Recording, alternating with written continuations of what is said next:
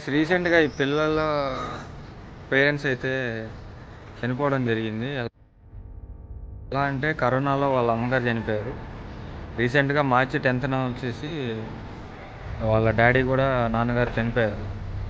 ఇప్పుడు ఆ పిల్లలకి వాళ్ళ నాన్నమ్మ ఒక్కతే అయిపోయింది. ఆమెకేమో హెల్త్ అసలు బాగోదు, అంత ఓపిక లేదు. ఆ పిల్లలకి ఒకళ్ళకి 14, ఒకళ్ళకి 13, ఒకళ్ళకి 9. దయచేసి ఈ వీడియో ఎవరైతే చూస్తున్నారో వాళ్ళు ఆ పిల్లల కోసం అట్లీస్ట్ ఎంతో కొంత సహాయం చేయడానికి అయితే ట్రై చేయండి. నేనైతే జెన్యున్గానే చేస్తున్నాను.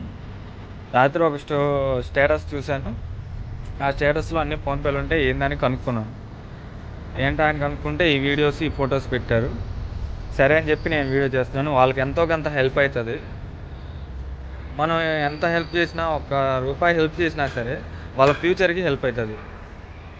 మీరు ఎంతో కొంత వాళ్ళకి హెల్ప్ చేయడానికి ట్రై చేయండి. నేనైతే నా క్యూఆర్ ఇస్తాను. మీరు కొట్టిన దాన్ని ఫ్రాడ్ ఏం చేయను. నేను ప్రతిదాన్ని స్క్రీన్షాట్ తీసి, మీరు పంపించిన ప్రతిదాన్ని స్క్రీన్షాట్ తీసి మళ్ళీ ఇంకో వీడియోలో ఎవరెవరు పంపించారో అవన్నీ చెప్తాను, అవన్నీ చూపిస్తాను. వీడియో చేసి మరీ చూపిస్తాను. వాళ్ళైతే వీడియో చూస్తున్నారు, వాళ్ళు ప్రతి ఒక్కరు హెల్ప్ చేయడానికి ట్రై చేయండి. లేదా ఈ వీడియోని వేరే వాళ్ళకి షేర్ చేయండి. వాళ్ళైనా హెల్ప్ చేస్తారు. అలా అయినా మీరు హెల్ప్ చేసిన వాళ్ళే అవుతారు వేరే వాళ్ళకి షేర్ చేస్తే. అలా హెల్ప్ చేయండి ప్లీజ్. అందరికీ నమస్కారం. నిడమూరు గ్రామానికి చెందిన పిడుగు అశోక్ గారు, అలాగే దివ్యభారతి గారు మనకు 2020లో కరోనా కారణంగా చనిపోవడం జరిగింది. అలాగే అశోక్ గారు రీసెంట్గా మనకు మార్చి 10వ తారీఖు ఆరోగ్య పరిస్థితి బాగులేక చనిపోవడం జరిగింది. వారికి ఒక 3 ఆడపిల్లలు ఉన్నారు.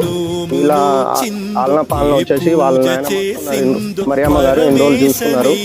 కాకపోతే ఈయన మనస్తాపంతో ఆరోగ్యం క్షీణించి రీసెంట్గా చనిపోయారు. వాళ్ళు ప్రత్యేకంగా ఇప్పుడు చూసుకోవడానికి కూడా ఇబ్బంది ఉంది.